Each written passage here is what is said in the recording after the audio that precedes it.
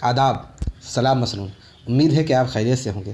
آئیے آج سماعت کرتے ہیں نعمتوں کو یاد کرنے اور ان پر شکر ادا کرنے کا حکم کیا ہے۔ آگے بڑھنے سے پہلے اگر آپ اس چینل پہ نئے ہیں تو اس چینل کو سبسکرائب، لائک، کمنٹ اور شیئر کریں۔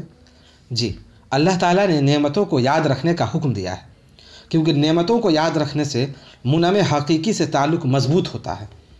بعض آیات میں نعمتوں کو بیان کرنے کا حکم بھی ہے، مثلا یہ آیت کریمہ وَذَكِّرْهُمْ بِأَيَّامِ اللَّهِ سورہ ابراہیم۔ ترجمہ: ان لوگوں یعنی بنی اسرائیل کو اللہ کے ایام یاد دلاؤ۔ یہاں ایام سے مفسرین کے مطابق مختلف قوموں پر گزرنے والے واقعات مراد ہیں اور انعامات الہیہ بھی ہیں۔ حوادث یاد دلانے سے سننے والی عبرت حاصل کریں گے اور مشرکانہ اور فاسقانہ اعمال سے بچیں گے، اور انعامات کی یاد آوری سے اللہ کا شکر کریں گے۔ شکر گزاری انعامات میں اضافے کا سبب ہوگی، جیسا کہ اللہ تعالیٰ نے فرمایا لئن شکرتم لازیدنکم ولئن کفرتم ان عذابی لشدید سورہ ابراہیم۔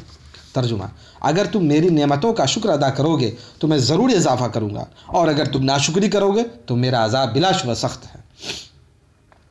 اس آیت کریمہ سے معلوم ہوا کہ اللہ تعالیٰ کی نعمتوں کا شکر بجا لانا مزید نعمتوں کے حصول کا باعث ہے، اور اس کی ناشکری سلب نعمت کا سبب ہے۔ تو آج کے لیے اتنا ہی، تب تک نوشاد فریدی کو اجازت دیجیے۔ اللہ حافظ۔